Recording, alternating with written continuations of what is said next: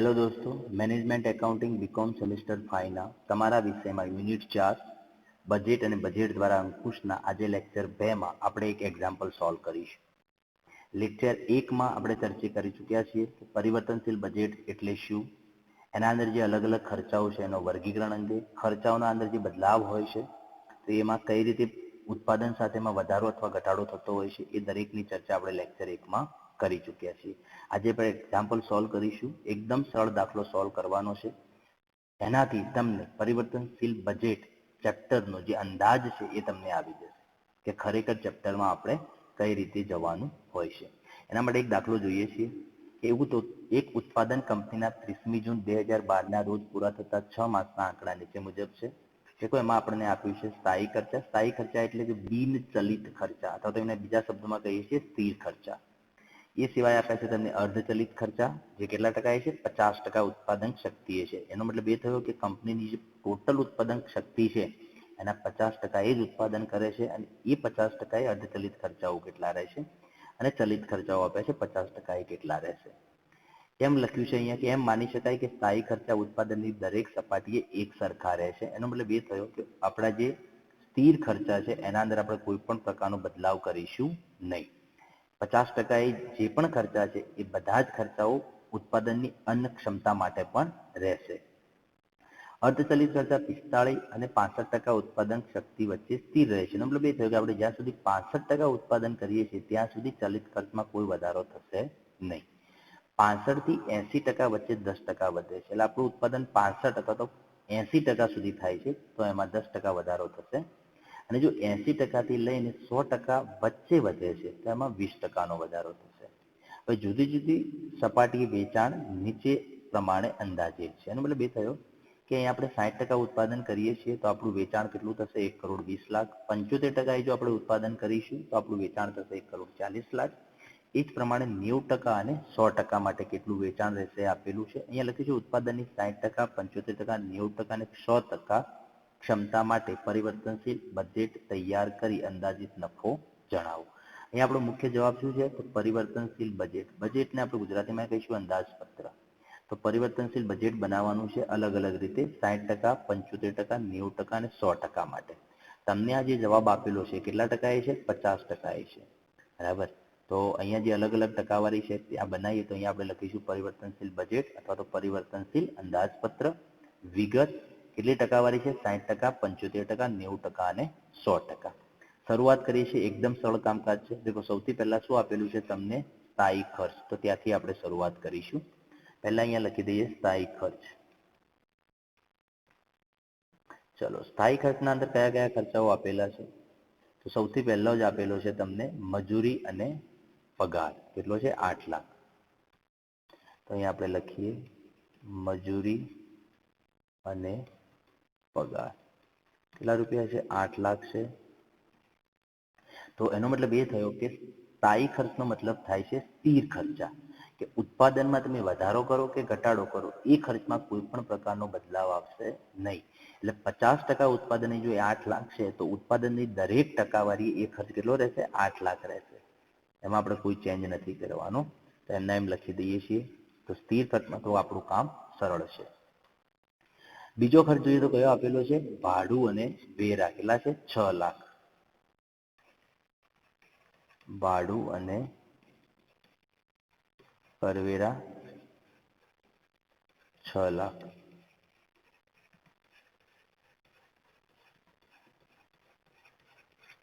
એના પછીનો ખર્ચ કયો છે? ઘસારો 7 લાખ.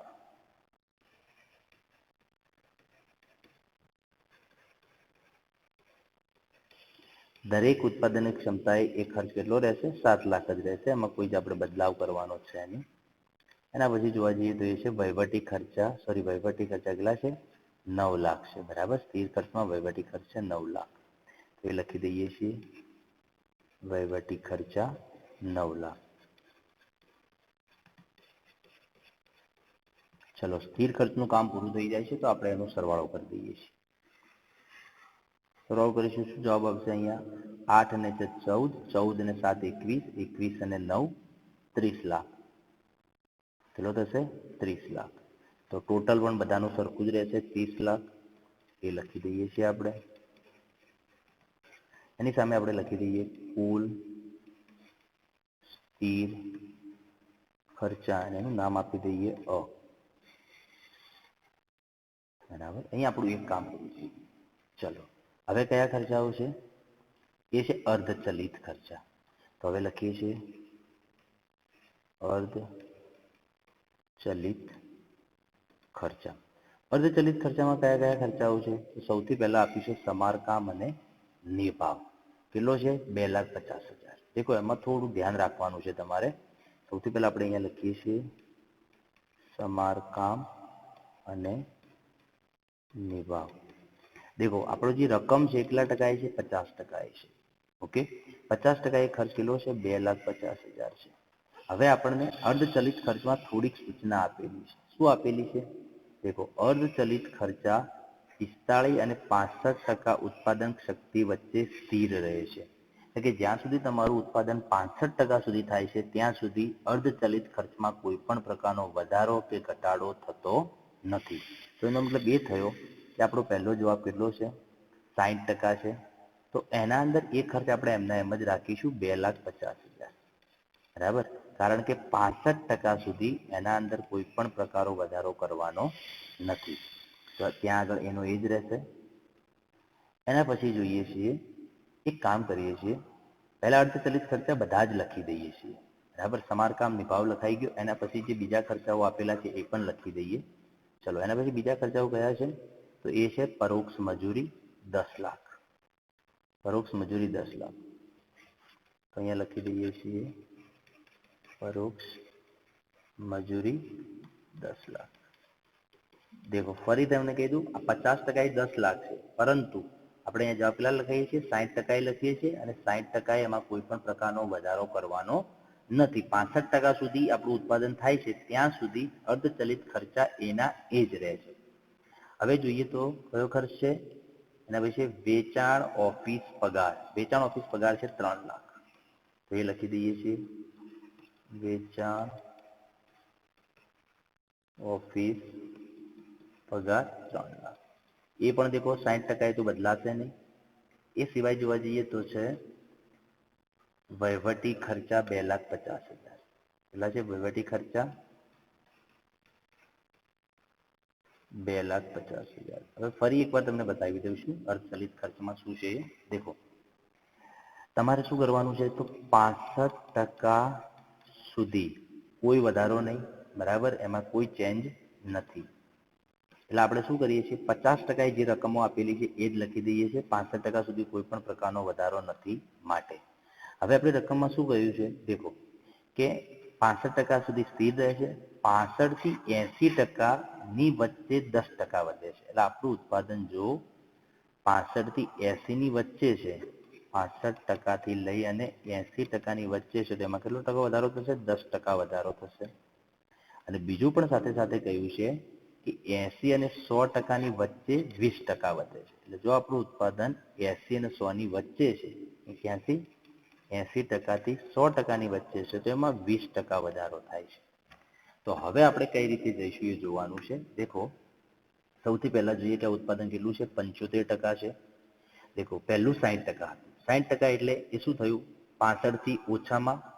બરાબર, 65% સુધી એટલે 65% સુધીમાં આવી જાય છે, તો એમાં કોઈ વધારો નથી. એના પછી 75%. 75% એટલે શું થયું? 65 થી 80 ની વચ્ચે આવશે, તો એના અંદર આપણે કેટલો વધારો કરીશું? 10%. તો આ જે પણ રકમો છે એમાં 10% વધારો થશે. તો 2,50,000 ના 10% કરીએ એટલે કેટલા થાય? 25,000. એટલે અહીંયા એ ખર્ચો કેટલો થશે? 2,75,000. 10 લાખમાં 10% કરીએ એટલે 1 લાખ. તો 1 લાખ અને 10 લાખ એટલે એમાં ટોટલ ખર્ચો થઈ જશે 11 લાખ. અહીંયા કેટલા થશે? 3,30,000. આ પણ 2,50,000 છે, એટલે અહીંયા ખર્ચો થશે 2,75,000. સાથે સાથે આપણે ટોટલ પણ કરતા જઈએ છીએ. ટોટલને આપણે અહીંયા લખીશું કુલ અર્ધચલિત ખર્ચા. એનું નામ આપી દઈએ છીએ આપણે બ. શું થશે? દેખો 10 અને 3 13, 14, 15, 16 અને 17. કેટલા ખર્ચ થશે? 18 લાખ ટોટલ થશે. કેટલું થશે? 18 લાખ. આનું ટોટલ કેટલું થશે? 18 લાખ. હવે આનું ટોટલ કરીએ છીએ તો કેટલું થશે? તો 2,75,000, 11 લાખ, 3,30,000 અને 2,75,000, એનું ટોટલ થશે 19,80,000. ચલો થઈ ગયું. હવે આપણે કઈ ઉત્પાદનની ક્ષમતા આવે છે 90%. તો 90% શામાં આવશે? 90% એટલે 80 અને 100 ની વચ્ચે આવે 90% અહીંયા. તો એમાં કેટલા ટકા વધારો કરવાનો છે? 20%. તમારી જે પણ ઓરિજિનલ રકમ છે એમાં 20% વધારો કરીશું. બરાબર, એટલે ધ્યાન રાખીશું કે આપણે ઓરિજિનલ રકમો કઈ છે અહીંયા? આ જે ઓરિજિનલ રકમો છે, આ રકમો તો વધારા સાથેની છે. રકમમાં તમને જે અહીંયા દાખલાના જે રકમમાં તમને જે રકમો આપેલી છે એના અંદર આપણે 20% વધારો કરીશું. બરાબર, તો આ જ રકમો આપણે 60% એ લખેલી છે, તો એમાં 20% વધારો કરીએ છીએ. તો 2,50,000 ના 20% કેટલા થાય? 25 × 50, 50,000 એટલે અહીંયા ખર્ચો આવશે 3 લાખ. 10 લાખના 20% 2 લાખ એટલે અહીંયા જવાબ આવશે 12 લાખ. 3 લાખના 20% 60,000 એટલે અહીંયા જવાબ આવશે 3,60,000 અને અહીંયા કેટલો જવાબ આવશે? 3 લાખ. યાની આ જે પણ રકમો છે એમાં 20% રકમ ઉમેરી દઈએ છીએ. 2,50,000 વત્તા 20% એટલે જવાબ તમને મળી જશે. ચલો 3 લાખ, 12 લાખ, 3,60,000 અને 3 લાખ એટલે જવાબ થશે તમારો 21,60,000. એના પછી કેટલા ટકા છે? 100% છે. 100% એટલે અહીંયા આવી ગયા અને 100%માં પણ કેટલો વધારો કરવાનો છે? 20%. એનો મતલબ એ થયો કે 90% અને 100% એ બંનેમાં કેટલો વધારો છે? 20% છે. તો 90%માં જે જવાબ છે એ 100% એ લખવાનો રહેશે. તો અહીંયા આપણે જે રકમ લખી છે એની જ અહીંયા લખવાની રહેશે, કારણ કે બંનેમાં સરખો વધારો છે. તો એનો એ જવાબ આપણે અહીંયા લખી દઈએ છીએ. એટલે અહીંયા પણ ટોટલ કેટલું થશે? 21 લાખ અને 60,000. ચલો અહીંયા આપણે શું કરી દીધું? તો બે કામ પૂરા થઈ જાય છે આપણા, એક સ્થિર ખર્ચનું અને અર્ધચલિત ખર્ચનું. હવે કયા ખર્ચાઓ આપેલા છે? તો ચલિત ખર્ચાઓ. તો એમાં જોઈ લઈએ છીએ. ચલો ચલિત ખર્ચા તમને 50% આપેલા છે. 3 ખર્ચાઓ છે: માલ સામાન, મજૂરી અને અન્ય ખર્ચા. તો આપણે લખી દઈએ છીએ અહીંયા પહેલા શું લખીશું? ચલિત ખર્ચા. ચલિત ખર્ચામાં 3 ખર્ચા છે: માલ સામાન, મજૂરી અને અન્ય ખર્ચ. હવે દેખો આ 50% તમને આપેલા છે. માલ સામાન, મજૂરી અને અન્ય ખર્ચ કેટલો છે? એક સાથે આપણે જોઈ લઈએ છીએ. 24 લાખ, 26 લાખ, 4 લાખ. કેટલો છે? 24 લાખ, 26 લાખ અને 4 લાખ. અહીંયા લખી દઈએ 24 લાખ, 26 લાખ અને 4 લાખ છે. દેખો ચલિત ખર્ચમાં તમને કોઈ માહિતી આપી નથી, તો પછી ચલિત ખર્ચ શું હશે? તો ચલિત ખર્ચ એટલે શું થાય કે જે ઉત્પાદન સાથે વધે અથવા તો ઉત્પાદન સાથે ઘટે. ઉત્પાદન વધે છે તો ચલિત ખર્ચ પ્રમાણસર વધી જાય, કાલે આપણે ચર્ચા કરેલી હતી. બરાબર, અને જો ઉત્પાદન ઘટે છે તો ચલિત ખર્ચ પ્રમાણસર ઘટે છે જ્યારે કોઈ માહિતી ના હોય ત્યારે. તો આમાં શું કરવાનું રહેશે? એકદમ સરળ છે. દેખો આ જે તમને રકમ આપેલી છે 50% છે. આપણો પહેલો જવાબ કેટલા ટકા છે? 60, 75, 90 અને 100. કેટલા ટકા છે અહીંયા? 60%, 75%, 90% અને 100%. ત્રિરાશિ મૂકવાની. શું કરીશું? દેખો 50% કેટલા છે? 24 લાખ. તો 60% એ કેટલા? 50% એ 24 લાખ, તો 60% એ કેટલા? તો આપણે શું કરવું પડે? 24 લાખ ગુણ્યા 60 ભાગ્યા 50. તો તમારો જવાબ કેટલો આવી જાય? 28,80,000. એકદમ સરળ વસ્તુ છે. ફરી એનું એ જ 50% એ 24 લાખ, તો 75% એ કેટલા? તો 24 લાખ ગુણ્યા 75 ભાગ્યા 50. તો એનો જવાબ આવી જાય 36 લાખ. ચલો 50% એ 24 લાખ, તો 90 લાખ કે કેટલા? 24 લાખ ગુણ્યા 90 ભાગ્યા 50. ત્યાં જવાબ તમારો આવશે 43,20,000. અને છેલ્લે 100%. તો સિમ્પલ વસ્તુ છે. 50% એ 24 લાખ છે તો ડાયરેક્ટ 100% એટલે ડબલ થઈ જાય છે. તો 24 લાખ ડબલ કેટલા થઈ જશે? અહીંયા 48 લાખ. તો આ પ્રમાણે તમારે પ્રમાણસર વધારો કરી દેવાનો. ચલો એનું એ જ કામ 26 લાખ માટે. 50% એ 26 લાખ છે તો 60% એ કેટલા થશે? તો 26 લાખ ગુણ્યા 60 ભાગ્યા 50. તો ત્યાં જવાબ આવશે 31,20,000. કેટલો જવાબ આવશે? 31,20,000. સેમ ટુ સેમ 26 લાખ ગુણ્યા 75 ભાગ્યા 50. ત્યાં જવાબ આવશે 39 લાખ. 90% જોઈએ તો 26 લાખ ગુણ્યા 90 ભાગ્યા 50. ત્યાં જવાબ આવશે 46,80,000. કેટલા? 46,80,000. અને છેલ્લે આમાં 26 છે તો ડબલ થઈ જશે. કેટલા થઈ જશે? ડાયરેક્ટ ત્યાં આગળ 52 લાખ. 4 લાખ છે. દેખો 50% એ 4 લાખ છે તો 60% એ કેટલા થશે? 4 લાખ ગુણ્યા 60 ભાગ્યા 50 એટલે ત્યાં જવાબ આવશે તમારો 4,80,000. 75% કેટલા થઈ જશે? 6 લાખ. 90% થશે 7,20,000 અને 100% થઈ જશે 8 લાખ. બરાબર. તો આ પ્રમાણે તમારે જવાનું હોય છે. એકદમ સરળ કામકાજ છે, એટલું કંઈ ખાસ અઘરું છે નહીં. બરાબર. તો પ્રમાણસર જે રકમો છે એ પ્રમાણે લખી દઈએ છીએ. તો અહીંયા તમારા જે ચલિત ખર્ચ છે એનું કામ થઈ જાય છે, તો એનું ટોટલ કરી દઈએ છીએ અને બિનજરૂરી જે રકમો છે આપણે લખેલી બધી નીકાળી દઈએ છીએ. બરાબર. આ બધી વસ્તુ તમને રકમમાં આપેલી છે અને અહીંયા લખવાની જરૂર નથી. ચલો ટોટલ કરી દઈએ છીએ. ટોટલમાં શું કરીશું? તો અહીંયા લખીશું કુલ ચલિત ખર્ચા, એનું નામ આપી દો કહો. કેટલા થશે તે કહો? 28,80,000, 31,20,000 અને 4,80,000. ટોટલ થશે 64,80,000. એટલું થશે 64,80,000. બીજામાં જોઈએ તો 36 લાખ, 39 લાખ, 6 લાખ. એનો જવાબ થશે તમારે 81 લાખ. એના પછી છે 43,20,000, 46,80,000 અને 7,20,000. એનું ટોટલ થશે 97,20,000. એટલું થશે 97,20,000. લાસ્ટમાં જોવા જઈએ તો 48 લાખ, 5,20,000 અને 8 લાખ. સોરી, 48 લાખ, 52 લાખ અને 8 લાખ. એટલે એનો જવાબ થઈ જશે 1,08,00,000. બરાબર. આ પ્રમાણે રહેશે. ચલો હવે એમાં આગળ વધીએ છીએ. ટોટલ કરી દઈએ છીએ આપણે દરેક ખર્ચનું. અહીંયા લખીશું હવે કુલ પડતર અ વત્તા બ વત્તા ક, ત્રણે ત્રણનું ટોટલ કેટલું થશે? દેખો 30 લાખ, પછી છે 18 લાખ અને 64,80,000. ટોટલ થશે 1,12,80,000. 1,12,80,000. ચલો બીજામાં જોઈએ તો એ છે 30 લાખ. એના પછી બીજામાં જવાબ છે 19,80,000. એના પછી છેલ્લામાં જવાબ છે 81 લાખ. એનું ટોટલ થશે 1,30,80,000. એના પછી આમાં જોઈએ તો 97,20,000, 21,60,000 અને એ સિવાય જવાબ છે 30 લાખ. એનો જવાબ થશે 1,48,80,000. 1,48,80,000. છેલ્લામાં જોઈએ તો પહેલો જવાબ છે 1,08,00,000.